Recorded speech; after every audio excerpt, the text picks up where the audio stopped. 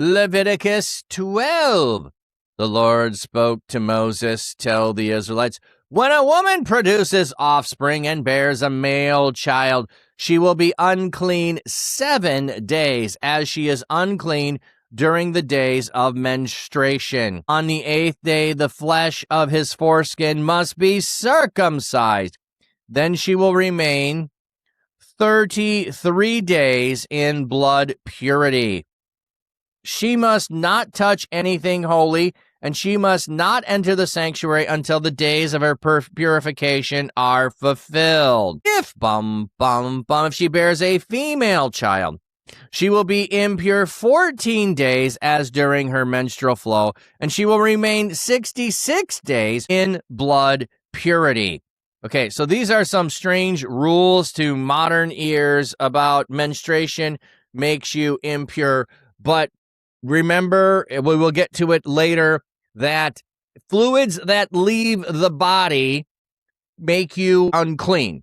So if you have a cut that is bleeding and it's not healed up, you are unclean. Fluids that come out of the male body make you unclean. It's just making a distinction here because women's process is different than men's. This is not about sin. The purity rules are not about sin. They are about distinctiveness. They are about being set apart. And they are about where you can go when you're in a state of uncleanness. You cannot go into the sanctuary. You cannot go into the presence of God. And then we have what can happen here is on the 8th day, circumcision and dedication of the firstborn can happen on the 8th day. So we have 7 for the number of totality of uncleanness for the son, for the days of life. And then the 8th day, the day in which you live in, is the day for circumcision. And then we have following that 33 days for that. And then if it's a female, you as a mother duplicate it for the daughter as well. The blood of purification or purifying or purity in the blood of her purification, her time of blood purification. See the following note. The initial 7 days after the birth of a son were days of blood impurity for the woman, as if she were having her menstrual period. Her impurity was contagious during this period, so no one should touch her or even furniture on which she had sat or reclined, lest they too become impure. Even her husband would become impure for 7 days if he had sexual intercourse with her during this time. We'll get to those chapters later. The next 33 days were either days of purification or days of purity, depending on how one understands. In this context, during this time, the woman could not touch anything holy or enter the sanctuary, but she was no longer contagious like she was during the first 7 days. She could engage in normal everyday life, including sexual intercourse, without fear of contaminating anyone. I don't remember her being able to have sexual intercourse here. I'm going to have to go look at that more distinctly. I thought she was still impure and you were not to touch her. Okay, she must not touch anything holy or enter the sanctuary of her purification are fulfilled. If she bears a female child, it is double that.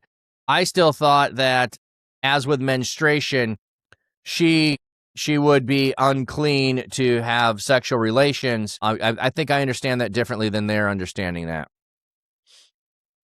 When the days of her purification are complete for a son or for a daughter, she must bring a 1-year-old lamb for a burnt offering, or a young pigeon or a turtle dove for a sin offering, to the entrance of the tent of meeting to the priest. The priest is to present it before the Lord and make atonement on her behalf, and she will be clean from her flow of blood. Okay, so that's why they're saying that she's clean from the flow of blood like menstruation, so the 33 days, the 66 days are different. I see the distinction they're seeing here. This is the law of the one who bears a child for a male or a female. If, if she cannot afford a sheep, then she must take 2 turtle doves or 2 young pigeons, 1 for a burnt offering, 1 for a sin offering, and the priest is to make atonement on her behalf, and she will be clean. So the atonement is the thing that restores to cleanliness. So after the 7 days for a male, after the 14 days for a female that is born, You go and you make an offering to be restored to cleanness so that you can enter the sanctuary, so that you can go in for the dedication of your children. But again, I don't think you're going all the way fully in.